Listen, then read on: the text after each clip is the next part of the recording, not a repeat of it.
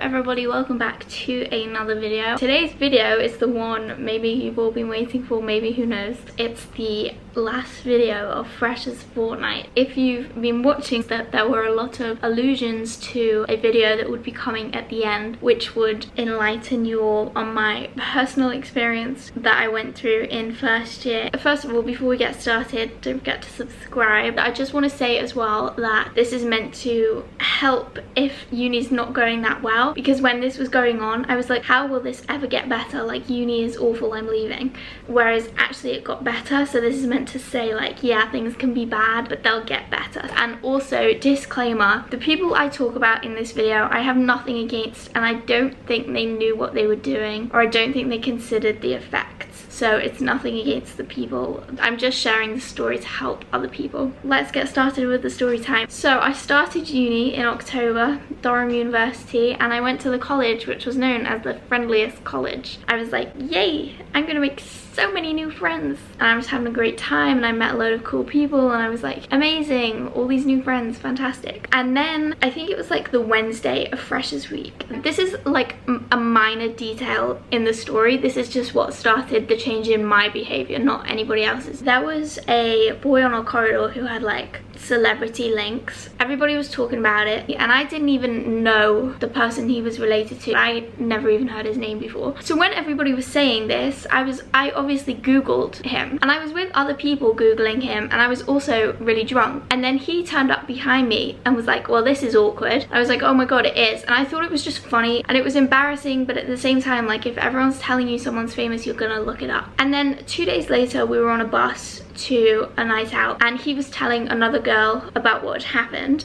and then she was like, oh my god, that's so cringe, that's so awful, oh, why would you do that, why would you do that? And I get, yeah, it was cringe and it was awful, and why did I do it? But it was just the fact that she was saying it in such a way behind my back, like she didn't know I could hear, and she was like mocking me, but not in a funny way. If it was to my face it would be funny, but when it's behind your back it's not really that funny. After that I was just not as confident, because people make mistakes and do cringy things, but I think with real friends you laugh about it together, not behind the back. But like, I also hadn't come out of my shell yet either, and I think lots of people take a while to come out of their shell. After a few weeks I just didn't know if I fitted in yet, but I thought like it's still early days. Then in Durham, housing is done super early, like ridiculously early. So it was probably about 3-4 weeks into uni, and everybody was discussing housing. They decided that they'd do a vote. So we went into somebody's room and they went around each individual person and they did like a top 5 list of who they wanted to share a house with. So I didn't get picked in any of that. I wasn't really that bothered until I went back to my room, and I felt a bit down about it then that not a single person had chosen me. I still wasn't too bothered because I thought it was still early days. The corridor was basically splitting. There was like already a group that had found a house, and then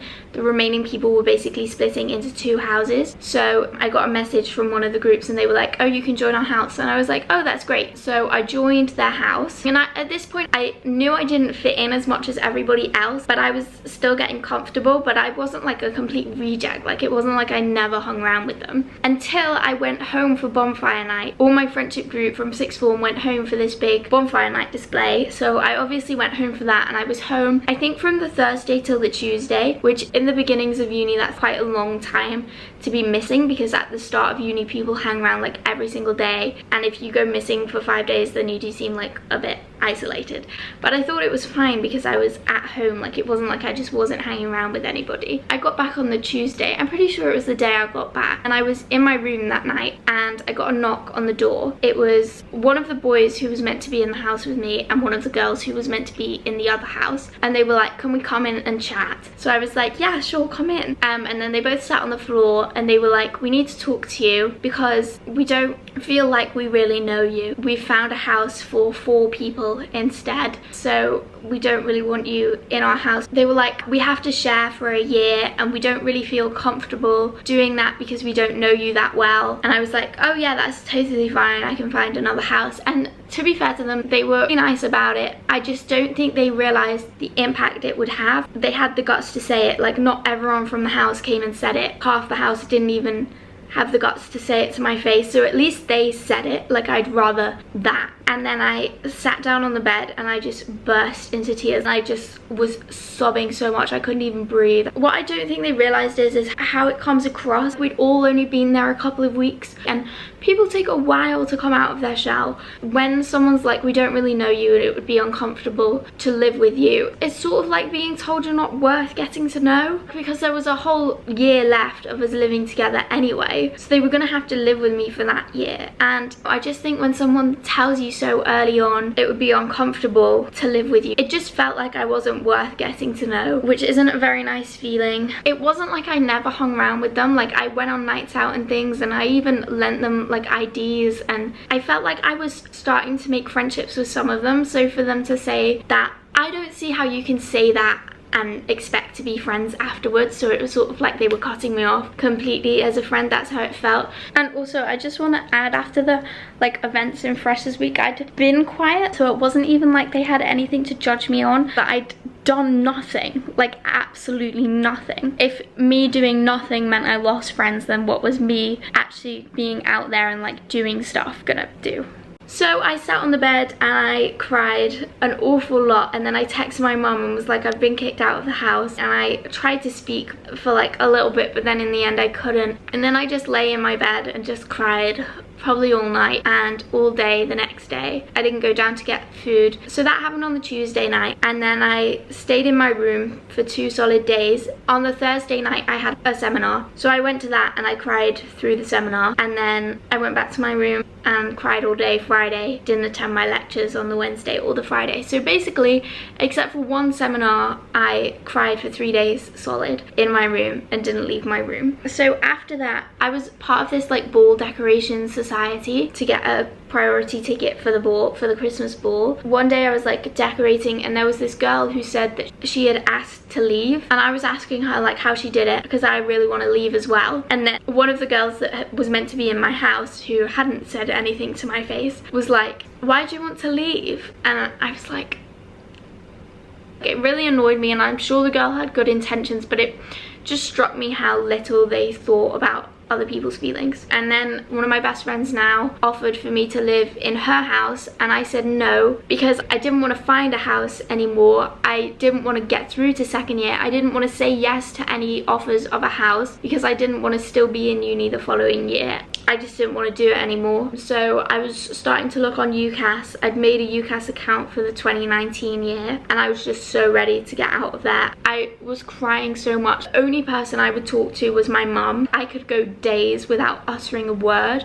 I would start to like stumble over my words, which I'd never done, and I swear that was because I wasn't talking ever. So I would only speak to my mum and then my dad, obviously, and I was saying stuff like, can I leave, please let me drop out? And then my dad was like, no, you're not dropping out until we've tried everything we can do to help. And everybody really wanted me to move rooms to a new corridor, but I didn't want to do that because I didn't want to make new friends. Like, I didn't want to go through that again, so I thought if I don't try, it won't happen again and I'll be fine, because I was literally prepared to either leave or just spend the next 4 years completely alone, because I didn't want to make any more friends, because if I hadn't made friends in the first place it wouldn't have upset me. So I just didn't want to make any friends anymore. Everyone was like, go to societies, move rooms, do something, and I was like, I don't want to, because I don't want any more friends, because if you don't have friends you can't get upset. So that was such an awful mindset to be in, and I would literally like walk around on my own all the time. I wouldn't even use the toilets on our floor. I would use the ones downstairs. I wouldn't even use the pantry on our floor. Like, I barely even went to the dining hall because I didn't want to bump into anybody. I just didn't want to do anything. So I was ready to leave, and they were saying we have to try everything, and my dad was gonna email the welfare woman in college, and my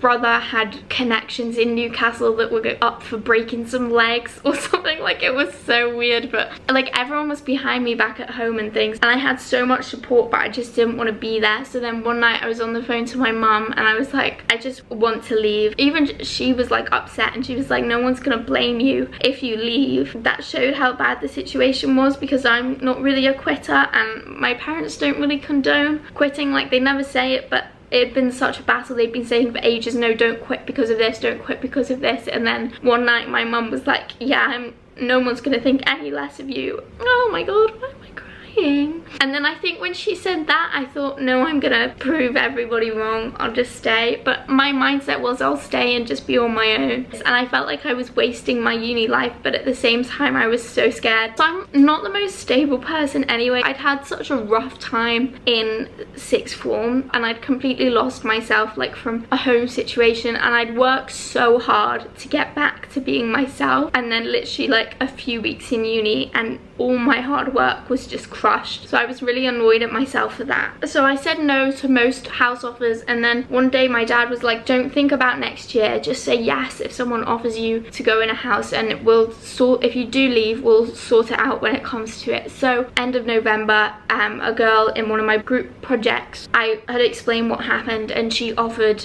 for me to live with her and her friends. So I took up that offer and went out for a meal to meet them all. So I'm super grateful that she said that, because she didn't know me at all and she was willing to let me live with her. Then I had the Christmas ball coming up, which I'd worked so hard for to get the priority ticket. So I still wanted to go, and my parents as a treat met me in Manchester and bought me this nice ball gown. I went to the ball completely by myself because my dress was so nice and my parents splurged on it. I obviously wanted a picture in it, but I had nobody to ask to take a picture of me, so I went to the professional photographer. When I looked the next day at the photos, I was the only person in the entire ball that had a picture by themselves, which was so sad. In balls you have like seating arrangements and you send in your table arrangements beforehand, but obviously I didn't send in any because I didn't have anybody to sit with and I was sat by myself. But luckily the boy next to me was with his group of friends and he was a second year, and obviously no one goes to a ball by themselves, so he was obviously asking why, and I was just explaining that I didn't really have any friends,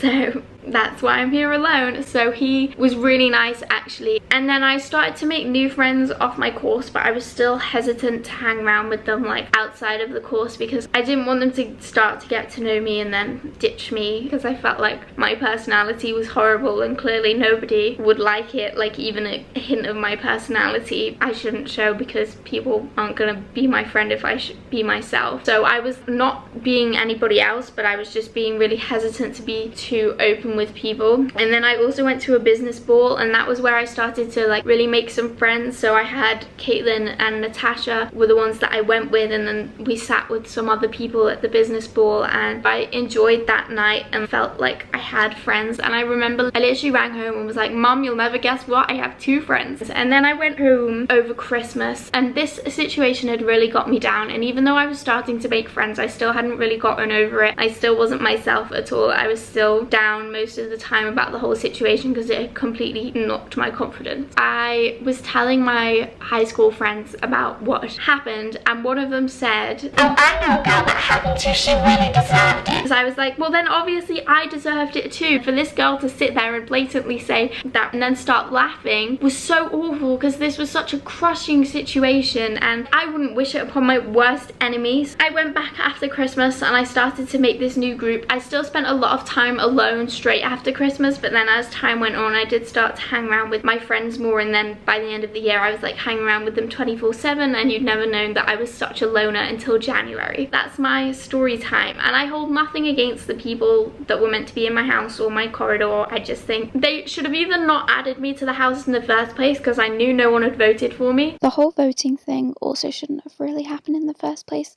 That wasn't really the best way to go about it. Or they should have not kicked me out. So the moral of the story is, first of all, no matter how awful you think uni is going, and no matter how long the loneliness feels like it's going on, and no matter how everyone else seems to have their life together, it will get better eventually. The second moral of the story is to think and give people a chance to come out their shell. Don't judge people too early. When you get knocked down, just jump on right back up.